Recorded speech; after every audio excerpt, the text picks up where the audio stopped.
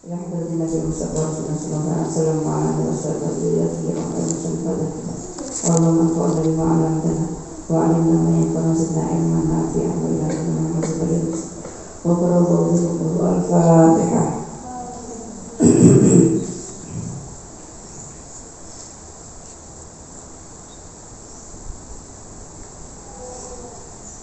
Anis-Syafi'i bin Jasama radhiyallahu anhu qala, berkata sebuah As-Syafi'i bin Jasama, inna Rasulullah yasmunya Rasul sallallahu alaihi wasallam iku qala dawu sapa Rasul, la hima, tidak ada padang rumput.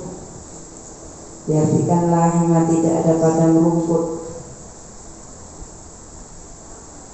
Atau kalau mana aslinya hima itu batasan yang tidak boleh dilanggar oleh seorang muslim, itu hima. Illa lillahi, kecuali milik Allah, atau melainkan illa lillahi, melainkan milik Allah, wa rasulihi, dan milik rasulnya Allah. Nah, ini menarik karena hadis ini juga berkaitan dengan anjuran konservasi alam. Jadi pada zaman Rasulullah itu dulu ada sebuah tanah atau lahan yang dipekerjakan oleh seorang sahabat, dan itu untuk kemaslahatan umat. Jadi tidak boleh digunakan atau dimiliki oleh perseorangan. Ya, ketika pada masanya Khalifah Abu Bakar juga sama. Khalifah Abu Bakar ini memerintahkan seorang sahabat juga untuk menjaga tanah itu, dan tanah itu tidak bisa dimiliki oleh orang lain. Sahabat Umar juga sama, ketika Khalifah atau pemerintahan sahabat Umar sama. Jadi ada sebuah lahan yang itu memang tidak boleh dimiliki oleh. Nah, ketika kita tarik ke bangsa kita Indonesia, di situ juga sama. Ada sebuah hutan yang tidak bisa dimiliki oleh orang lain. Yang tujuannya apa? Konservasi alam tadi. Jadi untuk pemanfaatan pengelolaan sumber daya alam. Karena itu ada namanya hutan lindung. Hutan lindung, kemudian apa lagi, hutan apa? Suaka Marga Satwa. Suaka Marga Satwa. Kalau di Jombang ini ada itu di Wonosalam. Kehati. Itu di sana itu dilindungi betul. Dan ada pengolahan, ada pemanfaatan sumber daya alam. Satwa, air, udara, semuanya dijaga. Karena makhluk Allah itu tidak bisa berdiri sendiri ternyata. Makhluk Allah itu tidak bisa berdiri sendiri. Manusia itu juga membutuhkan makhluk yang lain. Apa? Tumbuhan. Ya. Manusia kalau tidak ada tanaman, ya tidak bisa makan. Manusia kalau tidak ada air juga tidak bisa hidup, karena badan kita ini 80% terdiri dari air. Ya. Kalau umpamanya satwa, ya sama. Satwa itu juga mempunyai manfaat terhadap pepohonan atau buah-buahan. Bagaimana madu itu tercipta gitu kan? Itu kan karena lebah itu minum sari-sari bunga. Ya, kemudian buah itu ada karena memang ada apa itu gesa yang kalau dalam biologi itu ada penyerbukan. Karena itu dulu kalau saya ingat, kalau ada kelengkeng itu yang nggak buah, itu jadinya kelengkeng itu Kandengan nih, ya, ini kelengkeng kurang wedok, ono kelengkeng wedok, ono kelengkeng mana? Sama dengan salah itu kalau nggak dikawinkan, itu juga nggak akan berbuah. Saya ingat betul dulu waktu di Banyuwangi itu, karena di sana salak ya, apa namanya, pertanian, perkebunan salak itu kalau pagi habis sholat subuh udah berangkat ke sawah mengawinkan.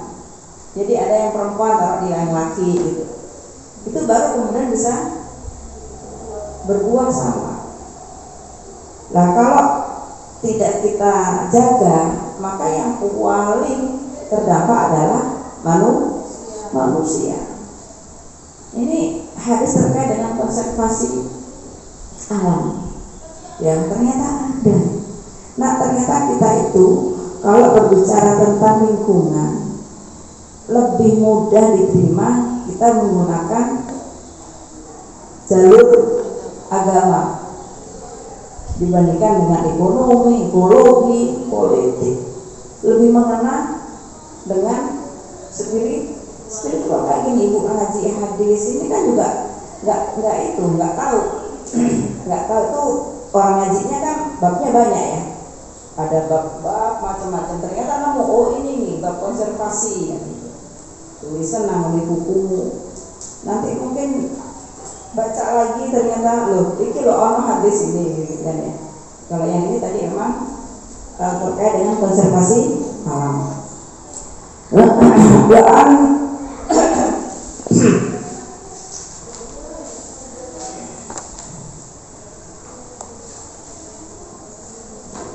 Waan mana tadi waan Aisyah ya.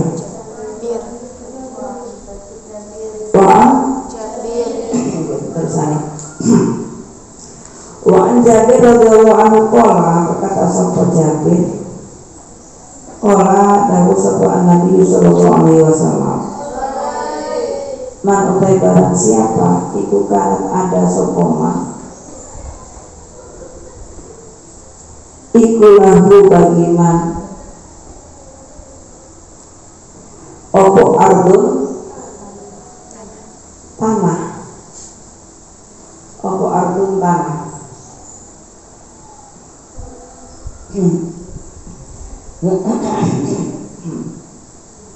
Paliyazrok maka hendaknya menanami sopoman.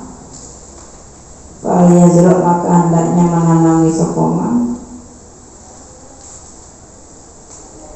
Paliyazrok maka hendaknya menanami sopoman. Ha ing ardun. Ha ing ardun. Nah ini dua ini. Barang siapa yang dia punya tanah ya, maka anjuran Rasulullah untuk menanam auliyamnah atau hendaknya memberikan sokoman ha'ing ardun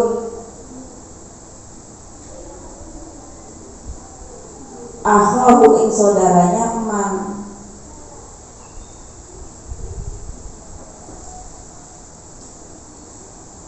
Fa'in aba maka apabila tidak mau sokoman falyumsik maka hendaknya membayarkan sokoman ardahu ing tanahnya man. Ardahu ing tanahnya man. Dawuhnya Kanjeng Nabi, kalau siapa saja kalian manusia yang punya tanah hendaknya ditanam.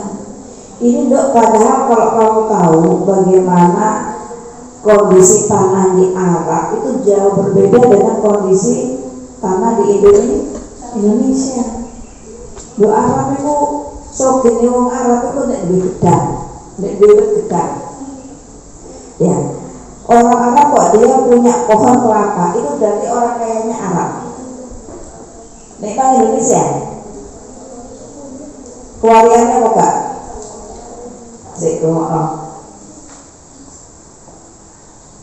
Kalau di Arab ada sebuah rumah, depan rumahnya kok ada pohon mangga, atau mau pohon pisang, itu berarti semua gini wong Arab.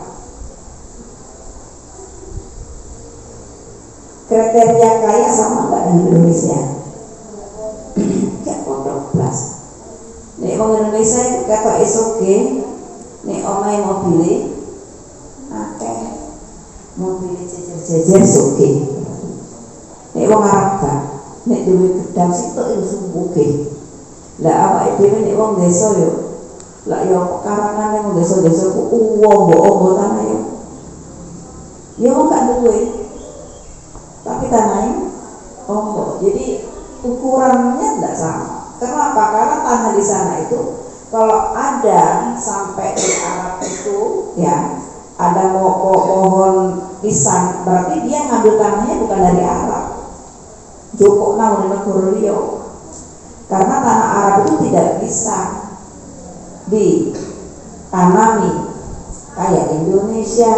Indonesia itu kok sana dulu cukul.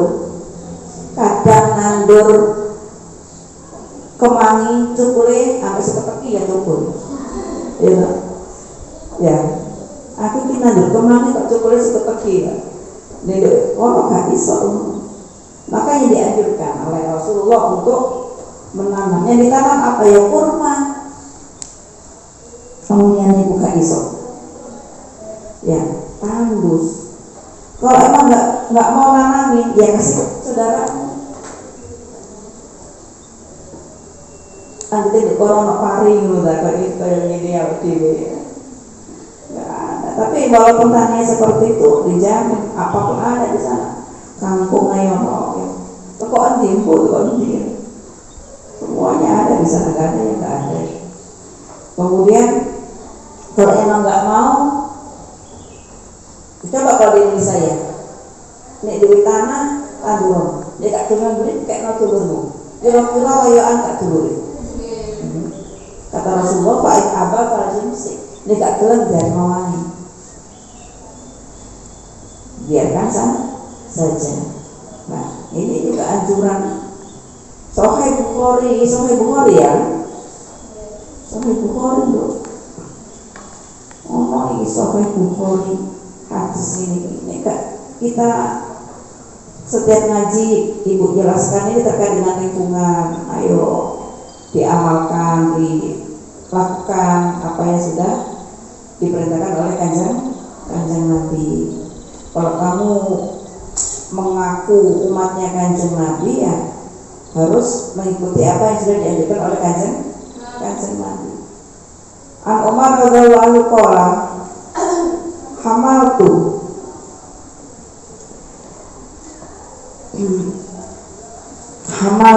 naik sapa ingsun ala farasin ing atase kuda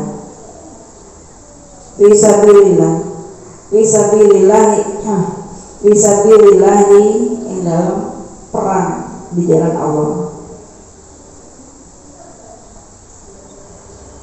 Faro'a itu maka melihat sapa ingsun ing faros yuba'u yang akan dijual. Yuba'u itu fi'il apa dok? Yuba'u fi'il apa? Mudhari. Kok tahu kamu kalau fi'il mudhari? Karena ada huruf ya, nyata huruf mudhari. Fi'ilnya apa madinya? Ba'a. Dia menggunakan fi'il mudhari. Mudhari itu mempunyai arti akan atau sedang. Ini yang mempunyai arti akan, berarti belum dijual. Yubal akan dijual apa faros. Fas'altu maka bertanya sapa ingsun Rasulullah sallallahu alaihi wasallam. Faqala maka dawuh sapa Rasul, latas tadi jangan menjual sapa engkau hi ing faros. Latas tadi jangan menjual sapa engkau hi ing faros. Wala ta'ud dan jangan